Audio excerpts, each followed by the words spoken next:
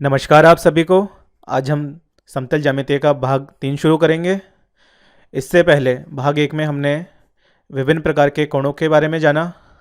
साथ ही साथ हमने समांतर रेखाओं पर बनने वाले कोणों के गुणों के बारे में पढ़ा और किसी समबाहुभुज के अंत्य और बाह्य कोणों में परस्पर क्या संबंध होता है, इस बारे में भी हम चर्चा कर चुके हैं भाग 1 में। भाग 2 में हमने त्रिभुज के प्रकारों के बारे में चर्चा की थी कि कोणों के आधार पर न्यून कोण, अधिक कोण और समकोण त्रिभुज होते हैं और भुजाओं के आधार पर त्रिभुज के 3 प्रकार होते हैं। समबाहु त्रिभुज यानी कि यदि तीनों भुजाएं बराबर हों तो उसे समबाहु त्रिभुज बोलेंगे। कोई 2 भुजाएं बराबर हों तो उसे समद्विबाहु, और तीनों ही भुजाएं परस्पर असमान लंबाई की हों तो उसे विषमबाहु त्रिभुज बोलेंगे। आगे बढ़ने से पहले 2 प्रमुख रचनाओं के बारे में पढ़ते हैं। मान लीजिए कि आपको कोई एक रेखाखंड दे दिया जाए, तो रेखाखंड का लंब समद्विभाजक कैसे ज्ञात करते हैं ये आपको पता होना चाहिए। कि ये बिंदु ए मान लेते हैं, ये बिंदु बी हो गया, तो बिंदु ए से प्रकार की सहायता से एक चाप यहाँ काटेंगे और एक चाप यहाँ काटेंगे। इसी प्रकार बिंदु बी से एक चाप यहाँ काटेंगे और एक चाप यहाँ काटेंगे। इस प्रकार जो रेखाखंड बनेगा ये क्या होगा, लंब समद्विभाजक होगा। तो ए बी का मध्य बिंदु यानी कि मिड पॉइंट जो होगा वो इस तरीके से ज्ञात किया जाता है।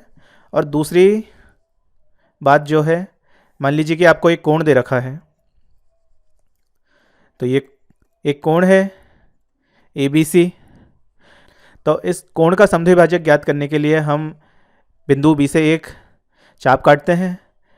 अब इस बिंदु से एक और चाप काटेंगे और इस वाले बिंदु से एक चाप यहाँ काटेंगे, तो ये जहाँ पे मिलेंगे वह इस कोण का द्विभाजक होगा। सबसे पहला केंद्र जो होता है उसे बोलते हैं केंद्रक। तो केंद्रक को समझने के लिए सबसे पहले माध्यिका को समझना जरूरी है। तो हमें यहाँ पे एक त्रिभुज दे रखा है, मान लीजिए ए बी सी एक त्रिभुज है। तो बिंदु ए से बी सी के मध्य बिंदु पर, यहाँ मध्य बिंदु होगा, को मिलाती हुई जो रेखा खींचेगी, तो ये जो रेखाखंड होगा जो ए से बी सी के मध्य बिंदु को मिलाएगा, मान लीजिए इसका नाम है डी। तो ए डी क्या होगी, ए डी इस त्रिभुज की माध्यिका होगी। ठीक है, माध्यिका क्या करती है, माध्यिका किसी त्रिभुज को 2 बराबर क्षेत्रफलों में विभक्त करती है। इसी प्रकार हम बिंदु सी से भुजा ए बी के मध्य बिंदु पर माध्यिका बनाएंगे, इसको ई बोल देते हैं। और बिंदु बी से भुजा ए सी के मध्य बिंदु पर एक और माध्यिका बनाएंगे। तो ये जो केंद्र हमें प्राप्त होगा इसे लिखते हैं जी से और इसे बोलते हैं केंद्रक। तो माध्यिकाओं, तो त्रिभुज की माध्यिकाएं जहाँ मिलती हैं उसे बोलते हैं केंद्रक। ठीक है, तो किसी माध्यिका की क्या प्रॉपर्टी होती है कि एक माध्यिका त्रिभुज को 2 बराबर क्षेत्रफल में विभक्त करती है। तो ए डी एक माध्यिका है, तो ये जो क्षेत्रफल होगा, ये वाला क्षेत्रफल इस वाले क्षेत्रफल के बराबर होगा। तो इसी प्रकार दूसरी भी माध्यिकाएं क्षेत्रफल, त्रिभुज के क्षेत्रफल को आधा आधा विभक्त कर देती हैं, यानी कि बराबर क्षेत्रफल होता है। अब अगली बात जो आपको पढ़नी है वह है माध्यिका की लंबाई कैसे निकालें। तो माध्यिका निकालने की सीधा सा तरीका है, यह आपका त्रिभुज है A B C, A D आपकी माध्यिका हो गई। तो ए डी माध्यिका की लंबाई निकालने के लिए आपको क्या करना है, सबसे पहले ए बी का वर्ग ले लेना है, फिर ए सी का वर्ग ले लेना है। तो ए बी का वर्ग और ए सी का वर्ग ये किसके बराबर होगा, 2 गुणा ए डी का वर्ग, और इसमें जोड़ना है आपको जो बी सी है उसकी आधी लंबाई। तो काफ़ी आसान है समझना। हम दूसरा एक और बना के देखते हैं। मान लीजिए बी से ये बिंदु एफ पे एक माध्यिका बनी हुई है, तो आपकी माध्यिका के परस्पर जो भुजाएं हैं उन्हें उनकी लंबाई ए बी का स्क्वायर और बी सी का स्क्वायर, ये किसके बराबर होगा? खुद माध्यिका के 2 गुणा माध्यिका की लंबाई का वर्ग, और इसमें जोड़ना है आधा क्या, इसके जो सामने भुजा है यानी कि ए सी का स्क्वायर। ठीक है। और जो तीसरी माध्यिका है बची हुई, ये जो ई सी है, इसी के लिए हम क्या लिख सकते हैं? ये वाली भुजा और इस वाली भुजा का वर्ग, तो ए सी स्क्वायर और बी सी स्क्वायर, ये किसके बराबर होगा? 2 गुणा माध्यिका की लंबाई जो कि है ई सी, साथ में हाफ आधा करेंगे किसका? इस वाली भुजा का, हाफ ए बी।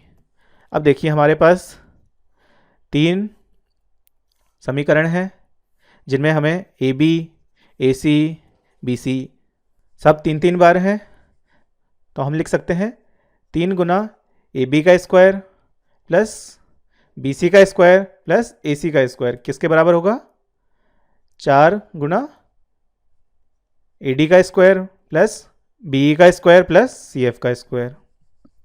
तो आपको ये एग्ज़ाम में सीधा सीधा क्वेश्चन पूछ लिया जाता है कि जो भुजाओं का वर्ग होगा, 3 गुना भुजाओं का वर्ग किसके बराबर होगा? माध्यिकाओं के वर्ग के योग के बराबर होगा। अब एक और महत्वपूर्ण बात आपको याद रखनी है कि जो केंद्रक होता है, सेंट्रोइड जो होता है, वो इस माध्यिका को 2:1 में विभक्त करता है, यानी कि जो ए जी अनुपात जी डी होगा वो क्या होगा? 2:1 होगा।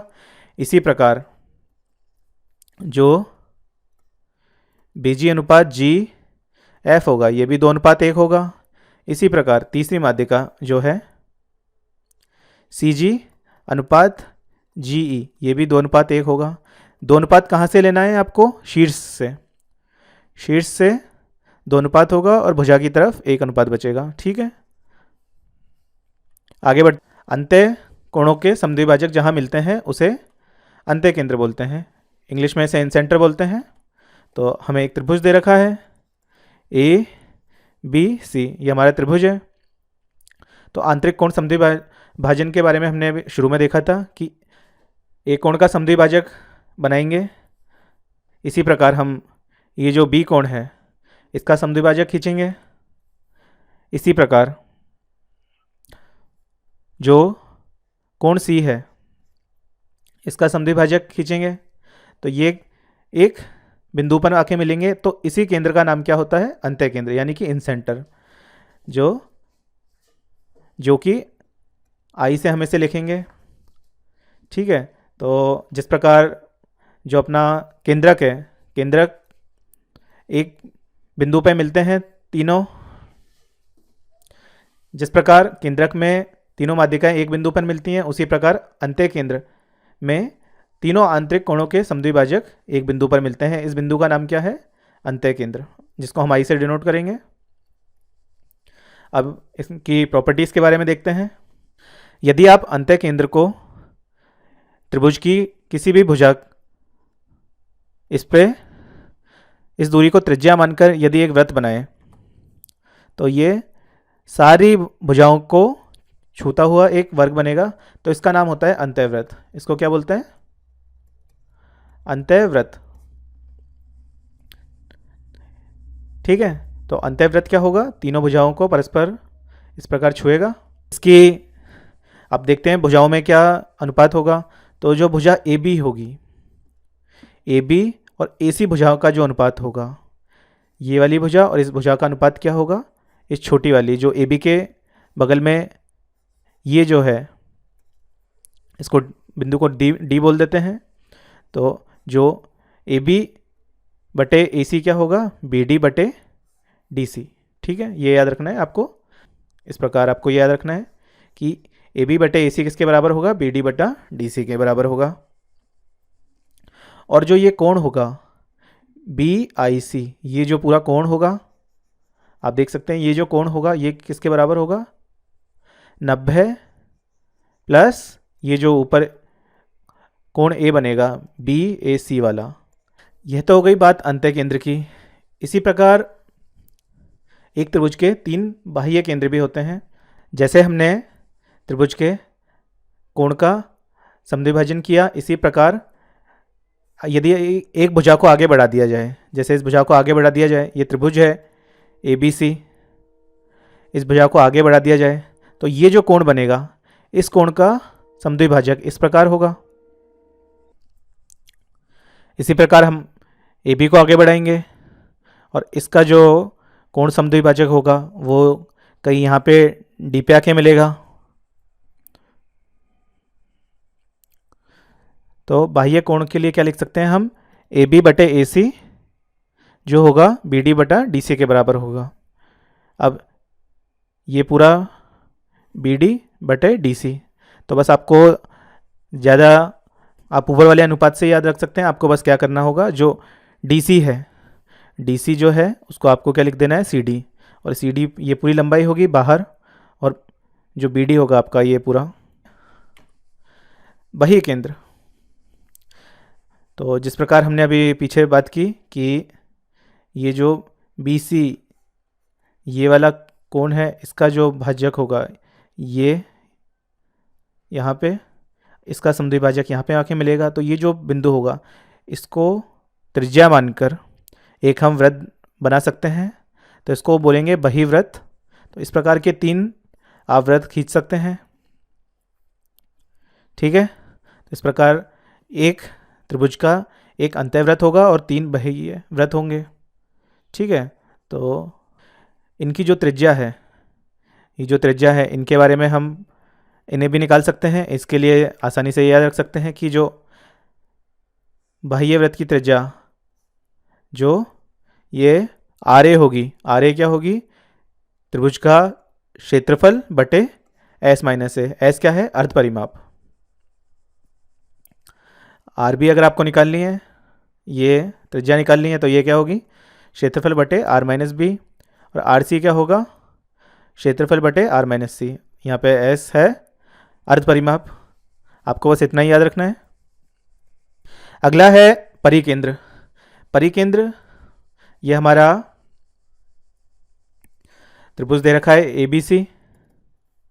तो परिकेंद्र किससे बनता है, लंब समद्विभाजक से, यानी कि जो भुजाओं के लंब समद्विभाजक हम खींचेंगे।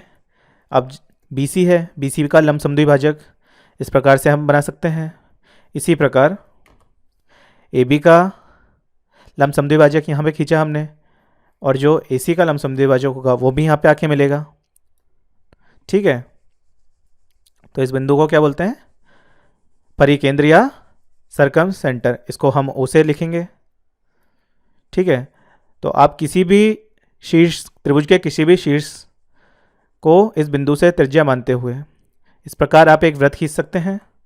तो ये है, इस वृत्त को बोलेंगे परिवृत्त, और इस केंद्र का नाम हो गया परिकेंद्र। ये जो एंगल बी ओ सी होगा ये किसका दुगना होगा, ऊपर शीर्ष पर जो कोण ए बनेगा इसका यह है डबल होगा, ठीक है। आपको याद रखना है जो एंगल बी ओ सी होगा ये दुगना होगा एंगल बी ए सी का। ये x है तो ये कितना होगा, 2x होगा।